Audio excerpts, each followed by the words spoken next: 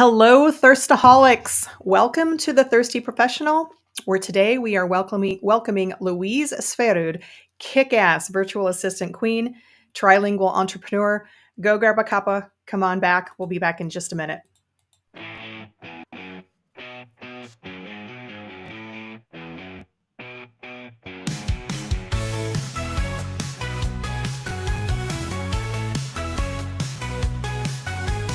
Welcome to the space where truth is poured. No corporate scripts, just tales explored. From passion quest to purpose found, the thirsty professional breaks new ground. So fill your cup, let's have a chat about careers, life, and all of that.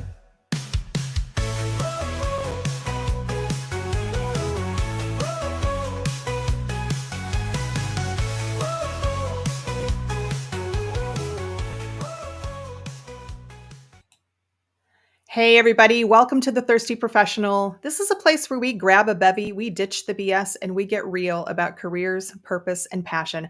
I'm your host, Beth Ann Campbell. I'm a former corporate queen who traded in her crown for a pen and a microphone. I've been working that pen the last few weeks on my first novel. I will be talking about that in the coming weeks, but I'm also the author of the award-winning Where the Hell is My Bacon, if I can grab it here, a great corporate book for you snarky, sweary types. If you're watching out there live, please let us know that you're here in the comments, where you're from, and of course, what are you drinking today? If you're watching the replay, please give us a hashtag replay, and of course, let us know if you have any questions, comments, or feedback so we can address it during the live stream. There is a bit of a delay, so if you can add a little context to your comment, if it's not clear, always appreciated. And you always appreciated, you folks that come in, especially on the lives. So much appreciated. All right, today my very, very special guest on The Thirsty Professional is Louise Sverud. This amazing woman is a trilingual, yes, I said trilingual virtual assistant, business owner, Spanish, English, and Swedish, who has a master's degree in psychology and communication. I mean, what better of a combo for being an entrepreneur, right? She comes from a long corporate career where she suffered burnout, like myself, eventually transitioning to VA work during the COVID years. And if you ask nicely, she and I will share some of our corporate horror stories. I'm sure we have many. Now she helps busy entrepreneurs grow their businesses. We're going to have so much to talk about, including how boring we think traditional marketing is and how we both fear being lumped in with the same old, same old. But thankfully, we're both such badasses that could never happen. Everybody, please help me welcome Louise Sverud. Louise, welcome to The Thirsty Professional. Thank you very much. I'm so excited to be here. I don't know what's going to happen, but I'm really excited about it. Oh, just all kinds of carnage and just sordid things. By the way, lovely hat with the sunglasses. I love it. We kind of match. I took a picture of us before we get on because I think we're sort of I think it's matchy, great. matchy. We're matching. I also brought out my pearls. I hinted at this in my LinkedIn promo. I don't know. I just woke up today and I've been on a 2-week break and I'm coming back and feeling really good. And I thought, oh, Louise, and I just remembered our great conversation that we had when we were kind of, getting lined up for this. And I thought, well, I need pearls. So I've got my pearl earrings, not real, just these are my, but good. They're very heavy. Pearls are very heavy. They're giving queen vibes. Thank you. Well, I do have a tiara, but I think that might be a little over the top. I was also commenting on you just look very stylishly put together with your animal print and your sort of safari-ish hat and your great sunglasses. It's a great look. But let me ask you something. You have glasses. We both have two glasses today. When you are outside, do you wear the kind of sunglasses that go over your glasses, or do you switch? Or I switch glasses, and I always have a pair. Well, at least one pair on my head, and I never really know which one it is.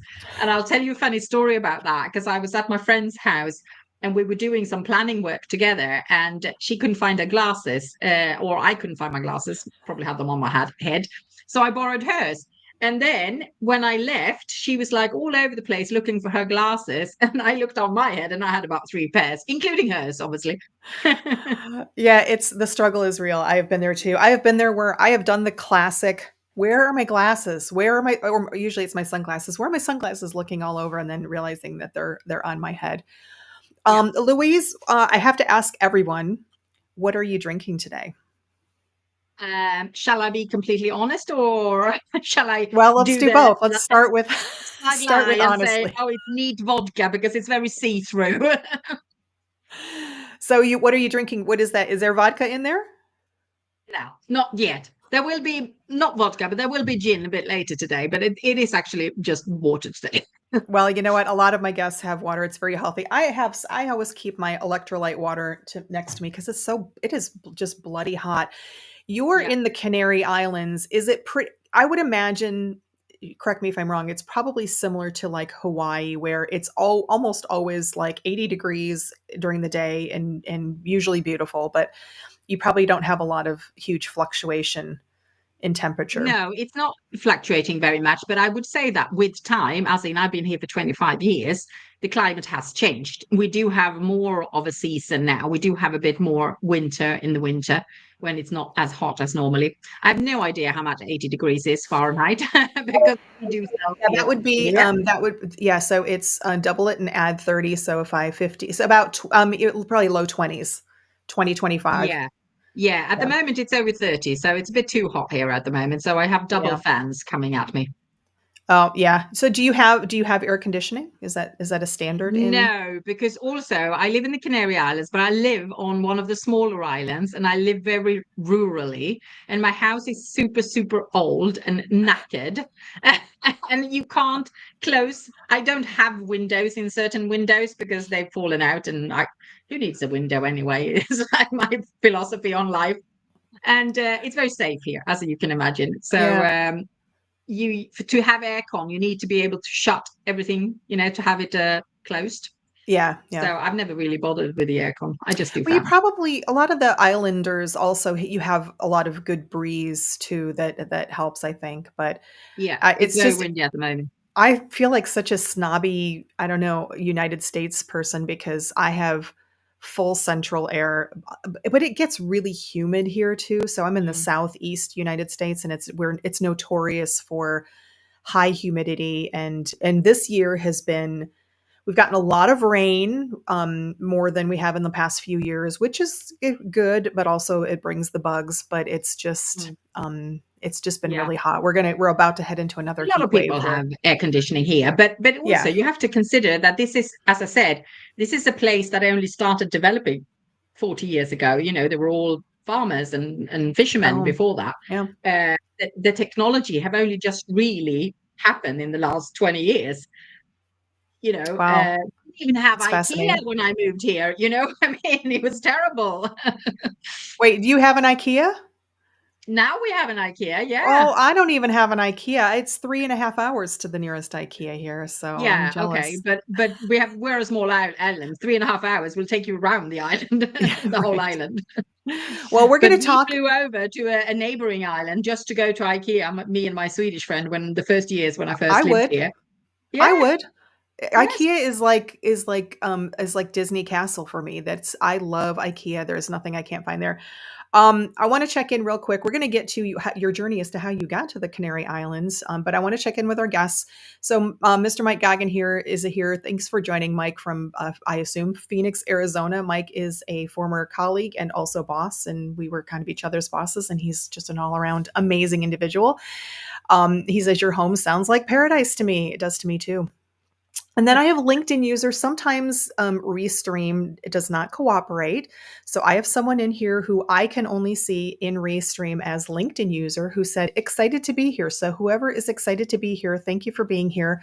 And if you wouldn't mind letting me know what your name is, because Restream is not telling me that right now, but that it happens. Technology. Okay, so let's kick off, Louise, because we have a lot to talk about. So I always like to start with people about where you're at today. So what do you do and what are you passionate about in your career today? Right. So I've written a little tagline down on my name there, as you might see. So your business mum, and that is what I really feel like I am, and also what I want to be, because I am passionate about helping small business owners, solopreneurs, people who are as devoted to their business as I am to my business, And I don't want them to have to struggle and do it all themselves. So I really like helping them. And I much prefer helping these kind of business owners than a small company that might have it a little bit more put together and have a Yeah. team. I mean, I really am passionate about those solopreneurs that are out there doing such a fantastic job and juggling all these hats, and really, putting the effort in there and doing such an amazing job. And that's what I really love doing.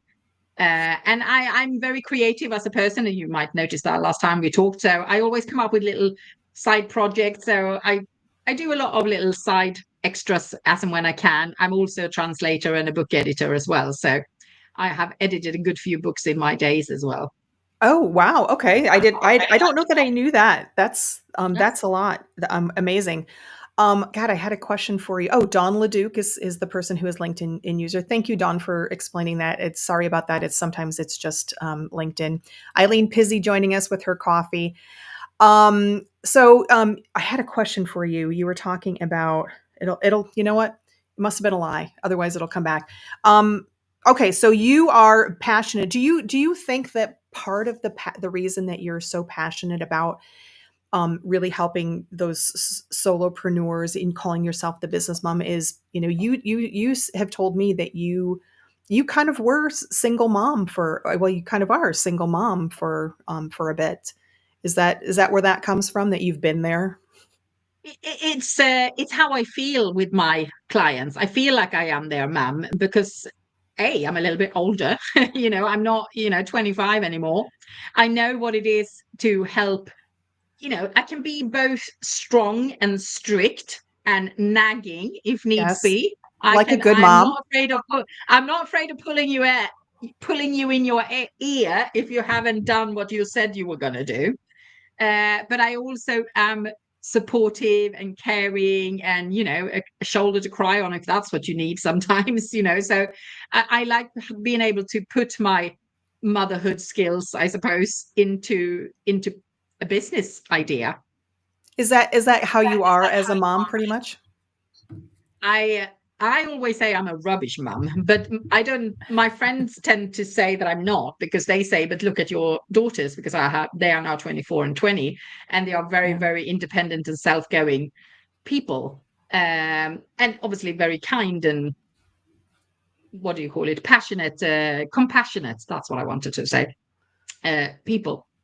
And I always say, yeah, because I didn't do anything for them when they were kids because I didn't have time. As I said, I was a single mom. I was working. I was trying to make money, and so we could have money to eat and everything. And Well, they had to fend for themselves quite a lot. But I suppose I was there for them when needed. You know.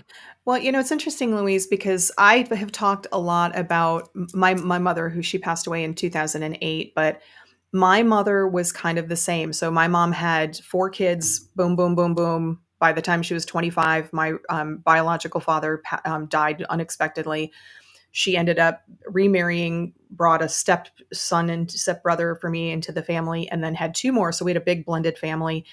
And I have when you have that many kids, it's really hard. Even if you're a stay-at-home full-time parent, it's really hard to devote a lot of focus on the amount of focus that you would if you had one or two.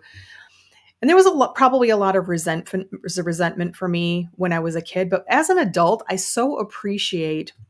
And I've talked a lot about how my mom, she wouldn't do things for us. If we made a mistake, we had to take responsibility. If we wanted to do or not do something, she would make us take responsibility. So, for example, if I wanted to take piano lessons, great, you can take piano lessons, but you have to call the person and ask. If you want to quit band or quit whatever, I support you. You are making choices, but you have to take the consequences, which means I'm not going to do it for you. I'm not going to come in and yell at your teacher because you got a B plus instead of an A. I'm not going to call your piano teacher and quit for you. You have to do that. And it was very uncomfortable. And probably I, in some ways, resented it when I was a kid, but I so appreciate it as an adult because it taught me to be uncomfortable and I think that's why I am more independent. And I Yeah. suspect from what you just said, that's probably part of Yeah. the case for your daughters. Yeah, and it was the case for me as well, because I was also brought up only by my mum. And she was the same. She was busy working, and she wasn't a curling mum in any kind of way. I was what we call in Sweden a key child, which meant even when I was very young, I had a key around my neck, and I was Yeah. the one who had to come in and to We an say empty house, latchkey. Here in the States, it's a latchkey. Yeah, latchkey. Yeah. latchkey, yeah, exactly. And the same with my children. They when they started becoming teenagers, they wanted to go out. I said before, we live in very rurally. There's no bus service or anything here. And guess what? There's no taxi service here either, actually. So, because I work hard all day long in the evening, I don't want to be staying awake until God knows what hour just so I can pick you up or No, something like that. you got some gin and a good And I TV got show some to gin watch. to drink as well.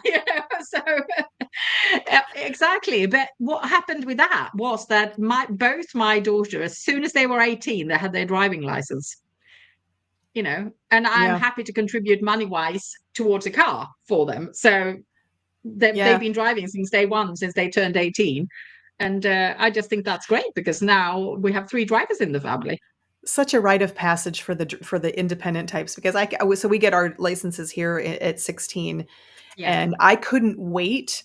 I was so mad because we had an automatic, or sorry, a manual shift car, and I hadn't practiced quite a lot on that car. And so my parents would not let me get my license for an additional month until I practiced. But once I had my Mhm. license, it was, and but that was another learning experience too, is because I wanted to get Yeah. out of my house. I was a rural, grew up in the middle of nowhere country and wanted to get as far away from that as possible, and had some learning experiences that were pretty challenging. But again, all roads lead to here. So Yeah. I don't regret it.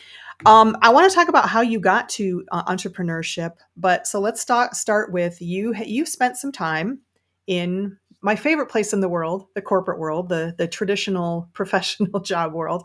Can you talk a little bit about where you were at in your life then, and what that was like, and maybe how that kind of led I, into now you're yeah.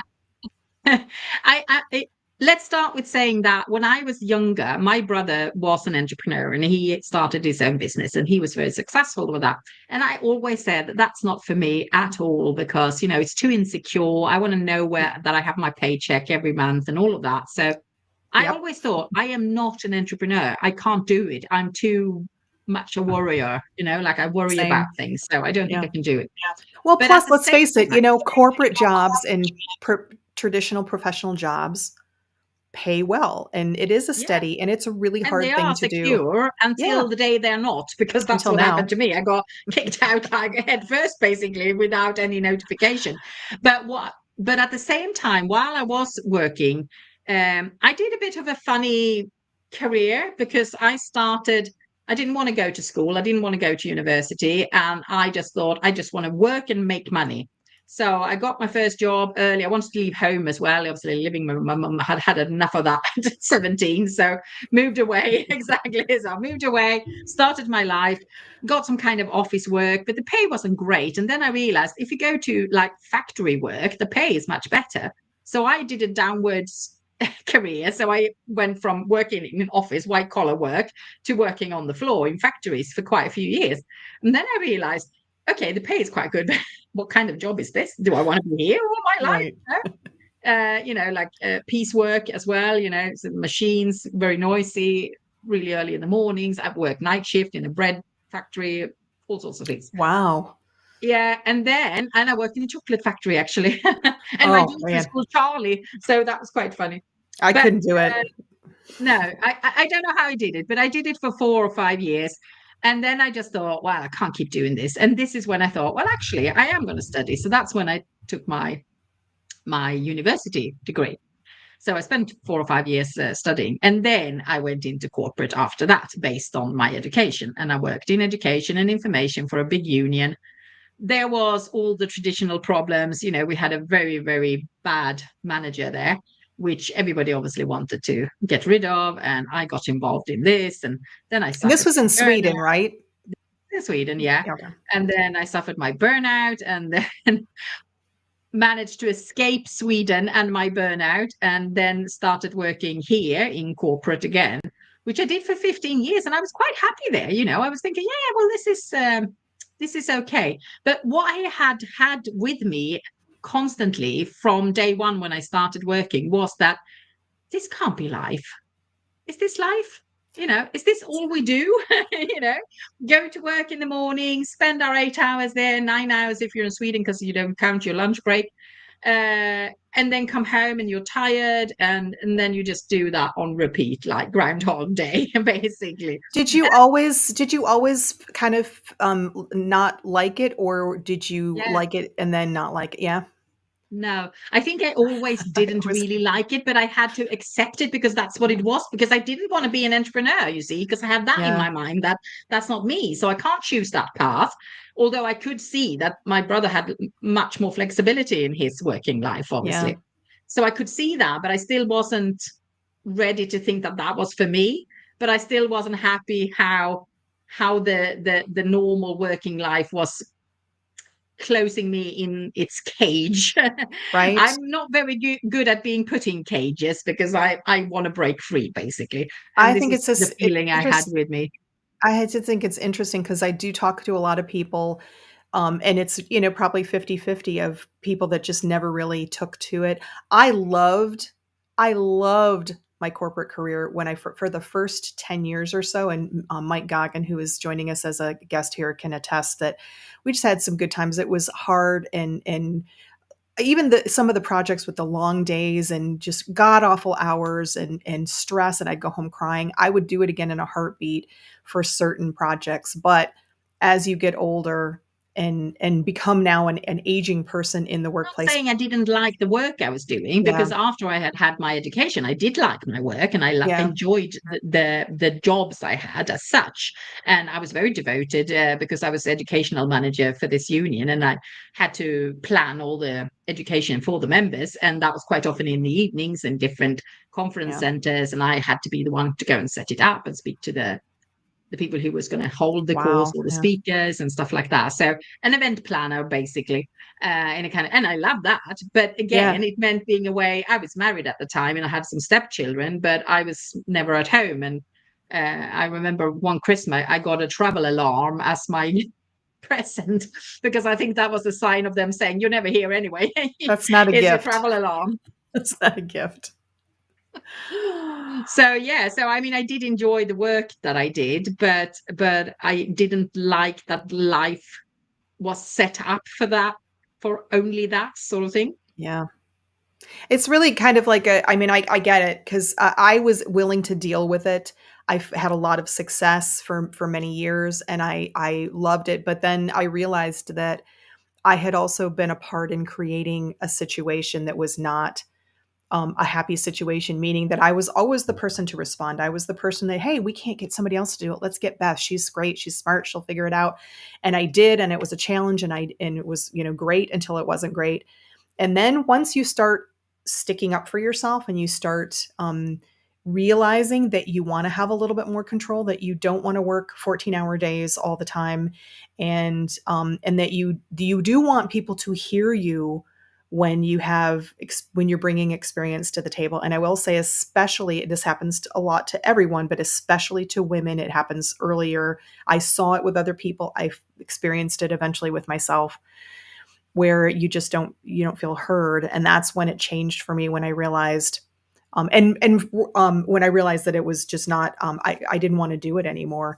Working from home helped a lot. So I was consulting working from home for quite a while, but even then you're still, in fact, sometimes even more so, because then you're expected to, well, you're at home, why can't you just take a call at 8 o'clock at night or whatever? So and let's face it, I got tired. I'm well known for ranting about some of the dicks that I worked with who, Mm. were not probably in high leadership positions that shouldn't have been. But anyway, No, enough but about that's that. an interesting topic, actually, because there's so many people who suffer burnout these days. I was kind of a pioneer in the field in my days. I Yeah. don't think anybody had used the expression even when it happened to me. I was not even Yeah. 30 when it happened. And I'm not Wow. saying that that was because I was in a bad workplace. I think it was because I was very devoted, and I was giving my 150% to it, plus juggling a family life with stepchildren, etc., etc. and everything else that you do in life. And all of a sudden it's a bit like, and I always say, and other people get burnt out because they're in a bad job, basically. And there's a lot Right. of stress, negative stress in the workplace. But it doesn't have to be negative stress to give you a burnout. I think that, to be able to suffer a burnout, you have to burn first. And obviously burning is what you Yeah. do. You're devoted and you're giving all your energy into it. And then, as I said, and if you leave it for too long, then you get overburnt. Yeah. Well, I'll pose a question to anybody who's out there in our audience too. Have you experienced burnout in corporate or entrepreneurship? Because it happens with entrepreneurs as well. I felt it here Absolutely. myself. And what did that look like? Let us know in the comments. Okay, so you're in a corporate. You've got the story that I have experienced and heard so many times of people, just whether they're always or becoming disillusioned with whatever it is about their traditional job. So what happens? How do you get to be now your own boss and working with businesses Yeah. and It being was a really, business owner? it's a fluke, really. I look back and I'm thinking, how did it happen? I was like, was I there when it happened? Because it was really just a fluke. It was, the pandemic had just been, we all lost our jobs. I mean, I Oh, had been wait, made, wait. and Ding, ding, yeah, ding, ding for our regular listeners. Here we have again what the COVID pivot. Probably yeah, 90% of my guests have talked yes. about the COVID pivot. Yes, sorry, continue. Course, but it is, because I mean, I said as well to somebody else recently. I said, if they could do a survey, not a survey, just a table of when businesses were started, solopreneur businesses, they're all going to be 21, Yeah, 22. 20. That's when everybody Right. started. That's when everybody started. A lot of us did. But I had been made redundant in 2017 from the big company that I was working for here, and that Tell just me came about out that. of Out of that nowhere. came out of absolutely nowhere. And this was an international company that had fused with the Spanish company. I came from the British side of it. There was also a Nordic side to it and a German side to it as well. As you can imagine, he was a travel agent. And because otherwise, why would you have so many different nationalities in it? But and I live in a tourist place. But in it happened. It was so odd. I mean, talk about bad leadership. It was 11 o'clock. I was sat there working. I was in the middle of writing an email. I was in charge of all legal claims in this business. So I was dealing with hoteliers. I was dealing with the lawyers in the UK, and I was the like middle go-betweener between the hotels and the legal department. And the boss came around, my closest office manager, she came and she said, can we borrow you for a minute? Yes, okay. Went into this little room. There was the big boss and another woman who I didn't even know who it was. And turned out it was somebody from HR from the Spanish business side. And my boss, he read from a piece of paper, just letter, word by word, we don't need your services anymore, blah, blah, blah, blah, blah.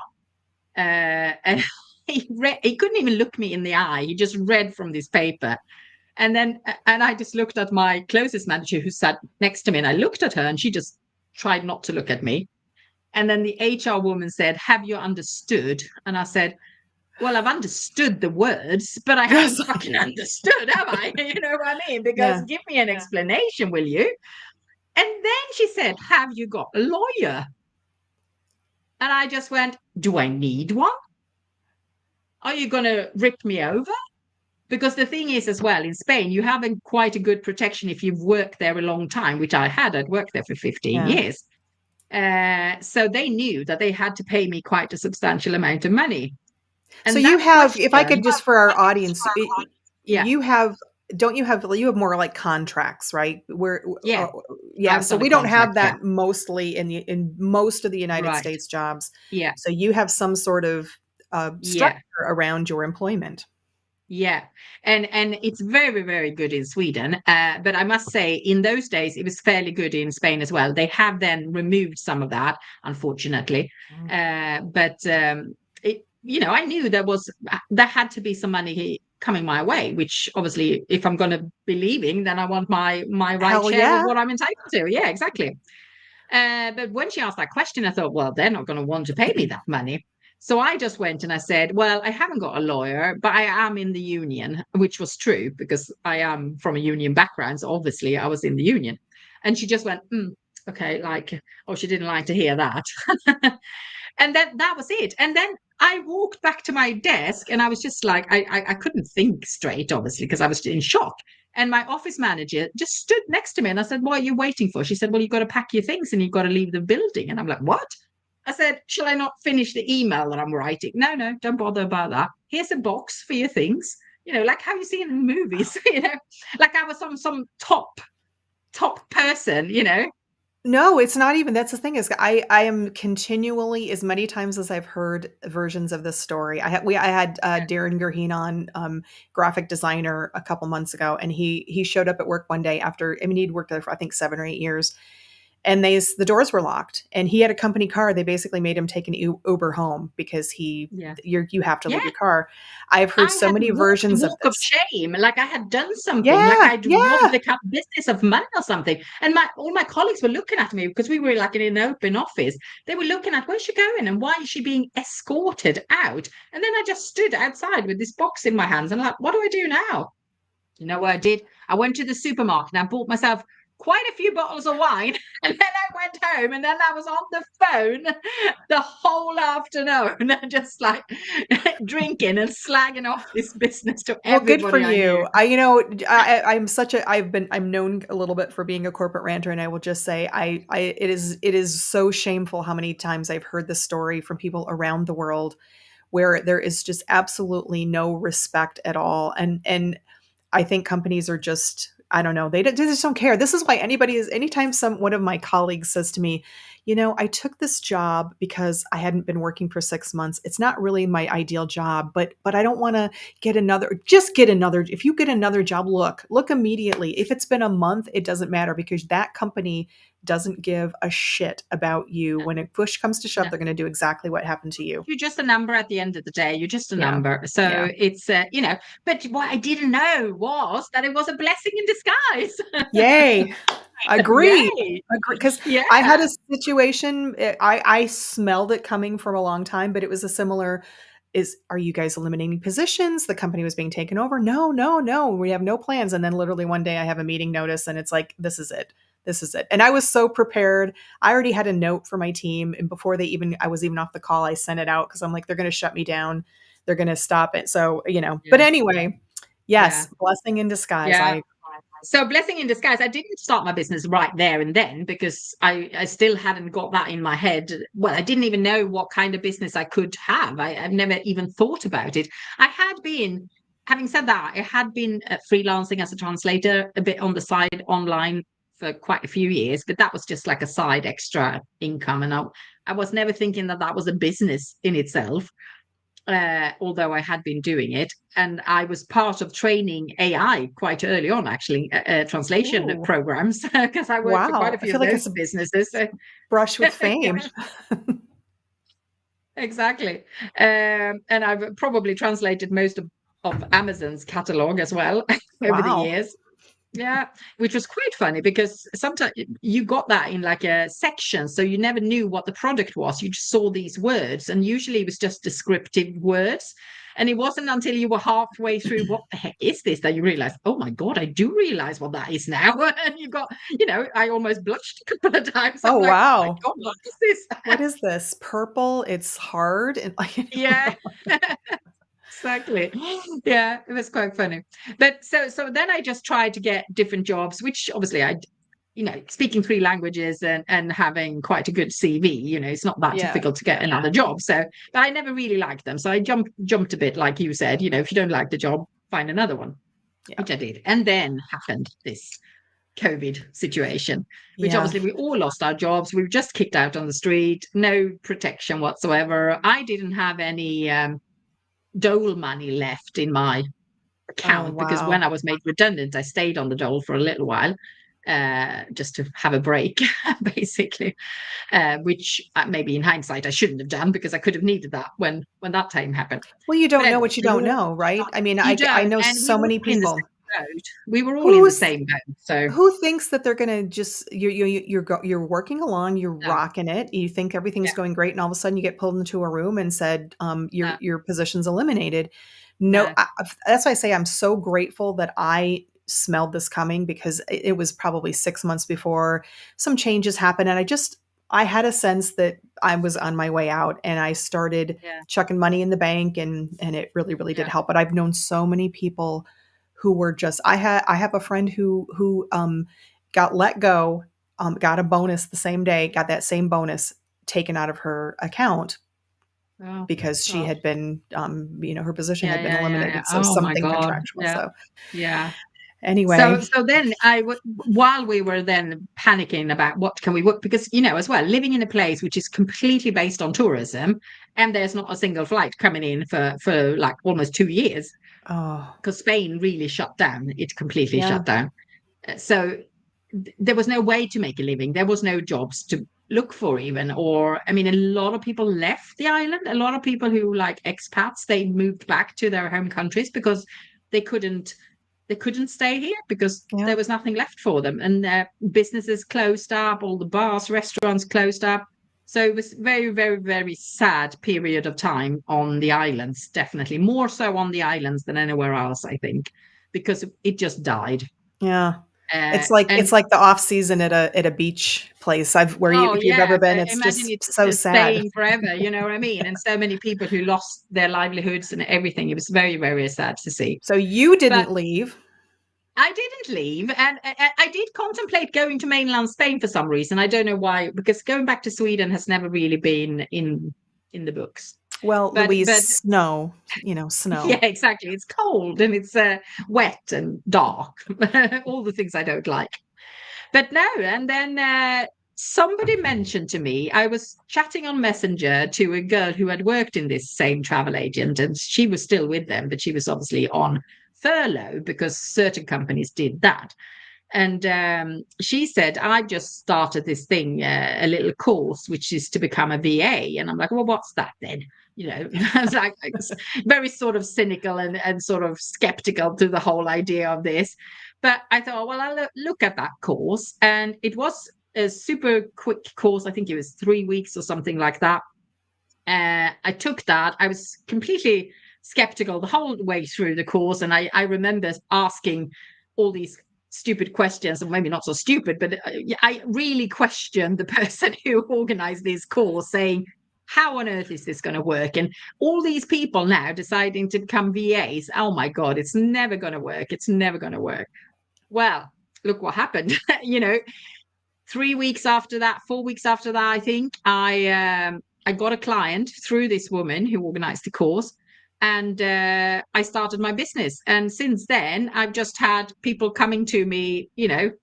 I was going to say left, right, and center, but that's not entirely true. That But would still, be that's upping myself a little bit more. such a But success story. since then, Yeah. since day one, I've managed to live on my business actually, which is absolutely, I'm gobsmacked.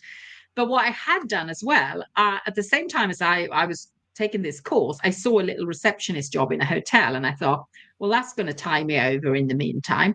I've never worked as a receptionist before, but I went for the interview, and I don't know if it was my personality that won them over, but I like I to was just think gonna so say, I because could see you being a receptionist because you're just, like, welcoming, and you just have, like, this infectious, like, and yeah, you talk about a lot of things with very much, yeah. transparency. So I would imagine people would be like, "Oh, I yes, loved this I loved lady right working in the here." reception because I loved having a banter with especially with the British guests as well. We used to have Yeah, a good banter in the reception. So yeah.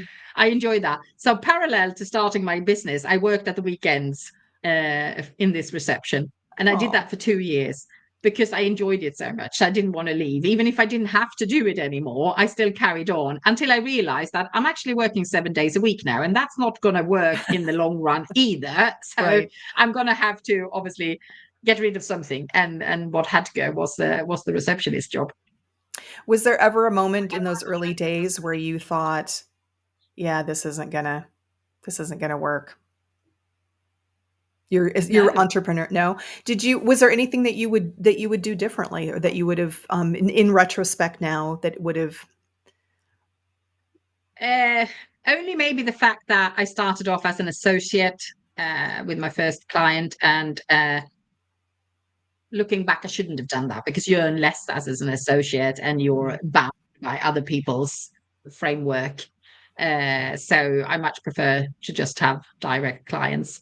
So I never take associate work anymore now, even if Wow, I love even if that. I'm offered it. This is you're like a great, although I will say, anybody who says overnight success, you of course had many, many years and decades that come up to it, but Yeah. it's so great to hear people talk about having success as an entrepreneur, because you and I have talked before about the lies out there about marketing. Oh, you can make seven figures in 2 months, and people go I'm into not making seven entrepreneurship. figures. I'm not making that much money. I'm making enough money for my family to survive. And I think that's a big difference as well. What is your goal? I'm not doing this to become Right. rich. I'm doing this because I want it to be my livelihood, but I'm not a materialistic person. As I told you, Right. my house is falling apart, but I don't give a shit.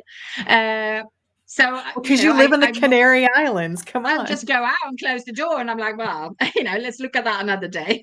So, Well, I think that's a thing that a lot of people really think, because it's always so much about the money, and I get it, you need money, but I lost a shit ton of money when I left corporate and made the decision I wasn't going back.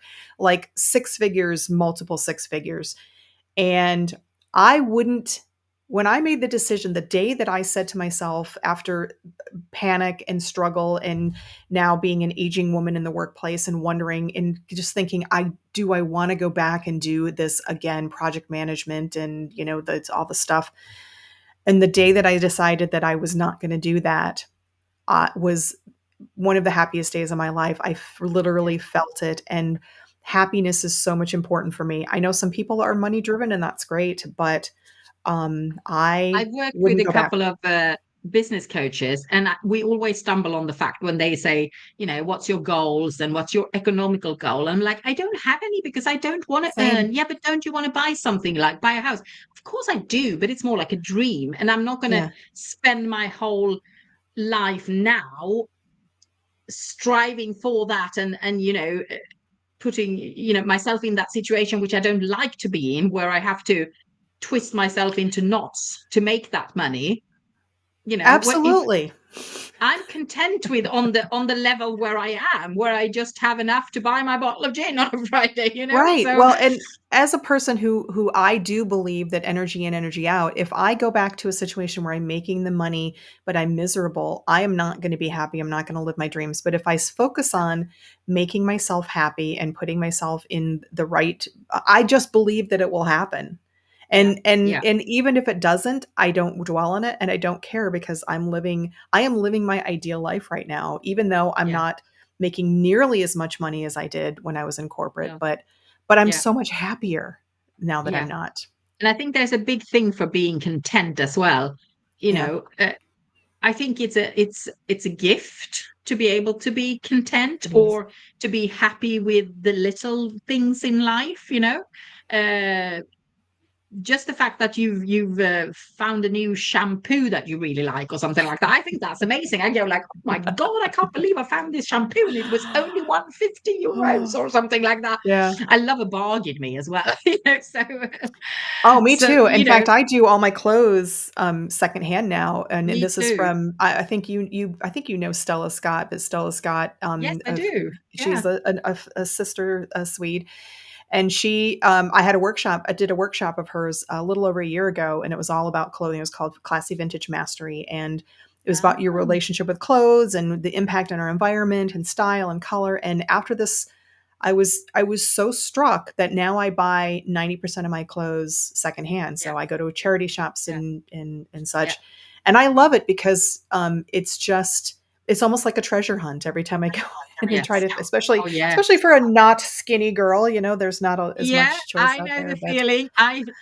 You would have loved this one I found in Sweden, in a little town in the south of Sweden. Was this Vintage by K? We went in there, and the first thing I saw was a leopard patterned jacket.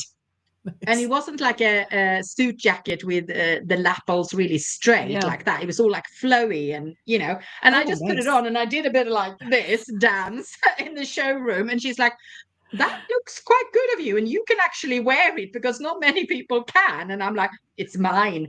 I bought it for, I don't know, 20 euros. And I came home and I saw it was a Calvin Klein. Yeah, I'm telling you, Yeah. if you can find so many good gems.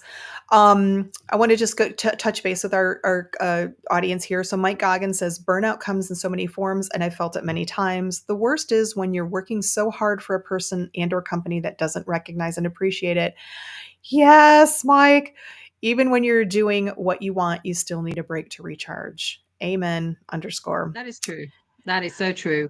And this is what I love as well about helping these solopreneur, mostly female. I mean, I've never said that I only work with female entrepreneurs, but as it turned out, I think I've had one male one over the years. So mostly women. But is the fact that I can feel when they're on the verge of burnout, and I can obviously then Mhm. stop them and I can go in and I can say, let me take this for a bit so that you can go away and have a recharge. That's what I love about working with women and having, I mean, of course I love everybody, but women are, and some men, I think Mike falls into that category too, that are just have a high degree of emotional intelligence and empathy, and we just sort of perceive sometimes, Yeah. you with your friends, and sometimes you just know something's wrong. Louise, you had mentioned to me before we got on the call that you're doing something a little bit new these days, something called a chaos Yes. audit. What is a chaos audit? Yeah. It's actually really exciting because it came to me because, I mean, not everybody's ready to sort of sign up to be or to have a VA that helps them every month, but they still might need to find out where their bottlenecks are and where the clutter is and what is causing the overwhelm and the stress. Where is the chaos? So that's when I came up with my chaos audit. And it's a 90-minute session, but there is also a workbook to go with it, or to be had completely for free if anybody wants it, which you can just do by yourself. And through the workbook, you just go through yourself at your own pace about where you're at with certain areas in your business, email management and time management and things like that. And then you can probably see quite easily yourself where your bottlenecks are, but having a pair of other eyes, objective eyes on it as well is even better, because that's why I offer this 90-minute session that you can just I'll help you go through it and I'll help you identify it. And I will probably be able to tell you right there and then that these two things you should outsource tomorrow, basically. There's no question about it, because you would free up so much time and stress and overwhelm if you did that. And these other two things you should automate. You should find a way of automating them, because there are systems that can automate most things. Having said that, I want to raise a little warning as well, because automation is all the rage at the moment, but don't automate for the sake of it, because not all tasks lend themselves that well for automation, which one of my chaos audit clients actually discovered. And she said, we had it all automated and it didn't work. And I'm like, exactly, because those kind of tasks don't work well with automation, Well, because this it is needs the why personal touch. people need you. I think this is brilliant. So I would imagine that this probably is something that would work both for new entrepreneurs as well Yeah. as in fact, maybe even more so for the well-established out there who, because I know I'm not in a traditional entrepreneurial business, a service space. I'm not a coach. I'm not a marketer. I'm not a, whatever, editor, video editor, whatever. I'm an author and a podcaster. And even with that, which are for me, very creative, right? There's so many things like my friends will tell you, my entrepreneur friends will tell you that I complain all the time about email campaigns. It's a stress point for me that I compartmentalize it, and I imagine that's Yeah. probably what a lot of people do. They either struggle or they compartmentalize, because it's that procrastination is stress reduction, and so you've just put it off and put it off, and then it becomes a bottleneck. Yeah. Where do you see, and when I know this is just sort of new for you, but you've been an entrepreneur and you've worked in business for many years. Where do you think, or do you see some of the big bottlenecks for people? Oh, the inbox is one of the biggest ones, and it's almost always the one that Yeah. sort of immediately jumps at you, because people open their email, and I'm like, why do you have thousand and something emails in your inbox? Why? Come on, it's like I You have don't like get it. I 17,000 really don't unread get it. There is emails. no, there is no need for that. And it's just there are so many easy ways to actually solve the inbox problem easily. So it shouldn't have to be like that for anybody, to be honest with you. Wait, you mean it's not like once every 2 years you go through and spend 5 hours just No, mass deleting? no. That's what My I do. clients, if I do inbox management for my clients, they have inbox zero every day. Wow. I can't even Because imagine. I mean, it's not so bad now because but when I was in corporate, it yeah. was, I mean, I had many five-figure emails that were Oh yeah. sitting in there. It was harder when I was in corporate as well, but I was quite good at keeping mine only sort of like never more than 100 in the inbox, I would say I had. But going on holiday, you were away for 2 or 3 weeks, and you came back to like, I don't know, 500 and something emails, and you're like, I'm not that important. I'm just a little admin person. But you know Why what? am I getting so many emails? What I found with those over the years, it took me a long time because, like I said, I for the probably the first 10 or 12 years, I was that person that thought I have to keep up on it. I have to respond immediately. And then I got to a point towards the end where I realized if you don't respond, and I will say that this may have been certain people that maybe do a lot of emails unnecessarily, but if you don't respond, um, usually about 90% of it will just resolve itself. Yeah, So exactly. anybody out there who's That struggling, reminds me of another corporate story from long, long way tell away me, when tell me. my pre-academic work life, when I worked for a transport delivery company, a bit like DHL. And we this was way before computers, because remember, I'm old. And, Same. yeah, and this business was delivering parcels all over Sweden. And me and another girl, we worked at reclaims, people lost parcels basically. And all we did all day Nice. long was answer the phone, and somebody was shouting at you saying, "Where's my Yeah. Where parcel? is it? Where's It my parcel?" And One of we them were was like, probably my husband. "What's Yeah. in it?" And then they said some kind of technical term that we didn't know what it was. And we were, "What did that look like?" Well, it's some kind of screws or something like that. And we filled in a report. We put that on a tray, and then took next call. And we sat all day long doing this. We never had time to look for the parcels because the phone was ringing constantly. It was a crap company, obviously, as you can imagine. Did ever any parcels get delivered? I don't know. And then we used to have a procedure that once a month we used to take this big pile of reports, and we would go, okay, none of them have rung back. The parcel is probably delivered. So we just binned it. That's what we did all day long, day in and day out. It's like early email. That's how I deal with my email. I just throw it in the bin. But on the email side, don't forget the good little rule of the 4 Ds: do, delegate, defer, or delete, because you can get quite far with just that in your head. It was such a paranoia. I think I got there towards the end, but again, in the first few years, it was such a paranoia about deleting anything. Even Yeah, when it was easily accessible to get to an archive, right? Because they would yeah, archive in the corporate very, very regularly. yeah. But it was like, and there were times that I went into archive and looked for certain emails because people, said, I never said that. I'm like, you absolutely said that in writing, and here it is. And it's just, I am a sucker for archiving. I have everything archived, so I can find anything that anybody has ever said to me. Because you never really know when you need to prove a point or you prove that don't. somebody has said Mm-mm, something like that. So mm-mm. I find it very, very important to save everything or archive everything. So, Louise, So we're kind of getting close to our an hour, but I wanted to ask you because I know you and I we had a little discussion earlier in our first call. And just another reason why I love you so much, because I made a comment about how I was really didn't want to fall into the same old, same old. I didn't want to be lumped in with the mundane. And you were like, yes, same.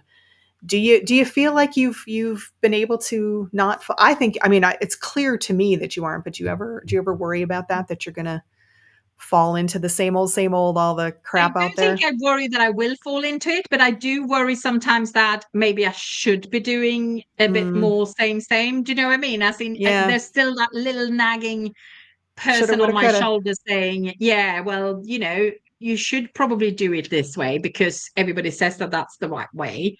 But the rebel in me just doesn't want to, I don't want to accommodate it. I can't do it. I don't feel good then, You can't stomach it.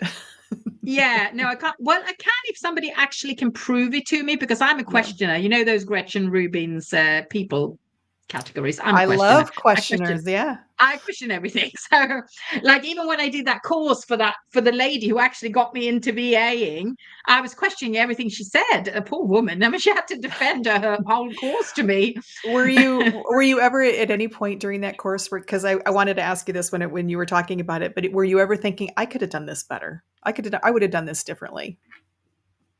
Not Because at I that do. time because I didn't know enough about it, but I could definitely do a very similar and probably a better. Everybody says to me I should get into VA training, but again, everybody says that. But do I want to? No, I Yeah, well, don't. that's the key.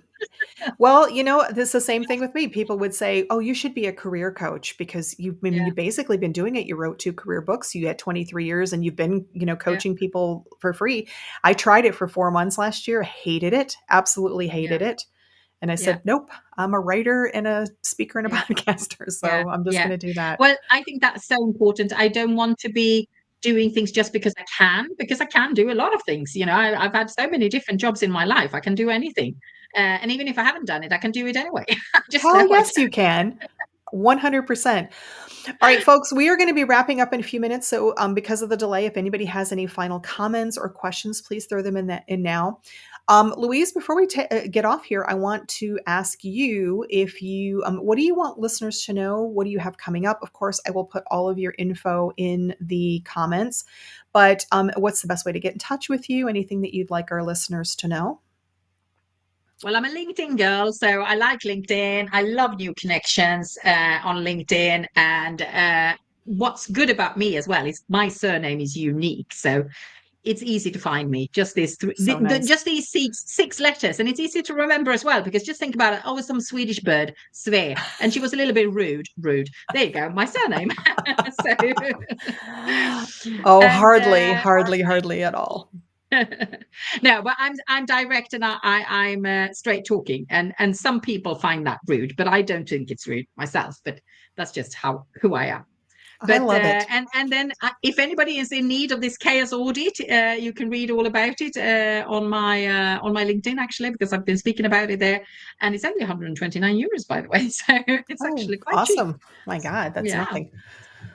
I think every entrepreneur needs this if I'm being honest, because I yeah, just that's a lot of what I hear in the noise too. But yeah. And I don't. there's a girl who's just done it, and she wrote a review actually on LinkedIn about it. So if Oh, anybody wants nice. to find out what somebody thought about it, it's on there. Awesome. Well, I have no doubt. I don't see any more comments in there. So, Louise, I just want to thank you so much for being my guest here on the Thirsty Professional. Whenever I do an episode, I almost always have a discovery call. So just to get to know people. And you and I think we met through a mutual friend. I think when Jen Erickson was on the show, I think there was a post and you and I got to know each other. Yeah. I went back and looked because I record the calls and then my note taker Fathom takes notes. And I was watching and it just was struck how easy it is to talk to you. You're so open and transparent. You're not afraid to put it out there. That's not rudeness. That is what I crave. You're like the poster child for the thirsty professional. You are exactly what I envisioned when I wanted to put the show together. Just no BS. Let's just talk about our journey, the good, the bad, and the ugly with, openness. And you do that. I'm so happy that I've met you and to have you on for this amazing discussion. So thank you so much. Thank you so much. And I'm so glad I asked the question because I actually asked you, what do I do to become a You guest? did. You did. And anybody out there who thinks that you're watching the show and you think, oh gosh, this, I could, this is me. I want to talk about this stuff too. send me a DM in LinkedIn and we'll get you started. So thank you so much again. Next week, my very special guest on The Thirsty Professional is another Louisa Stewart. It is the month of Louisas, I guess. They're the couple weeks of Louisas. Louisa is a data intelligence expert. She has some very interesting ways that she uses this skill. And yes, she's been involved in software and systems for business. She has a passion for tech, but mainly she's a problem solver. So she guides businesses to the solutions that they need through her expertise in data intelligence. She is so fun. And like you, Louisa is a great conversationalist. So I hope you can join us for that. If you're out there watching on LinkedIn, please connect if you're not already, both with myself and my lovely guest. If you are on YouTube, please like and subscribe. It is so appreciated. Thank you so much. Thank you to the live audience members. Your interaction, it really takes the show to a new level. I appreciate you so much. If you have any questions or feedback that we didn't get to, please leave it in the comments or DM one of us. And then congratulate yourself for getting real about your career, your purpose, and your passion. So now, Miss Hattie Arbuckle, my lovely hat, Louise, and I are now going to bid you a fond farewell. Take it easy. So fill your cup, let's have a chat about careers, life, and all of that.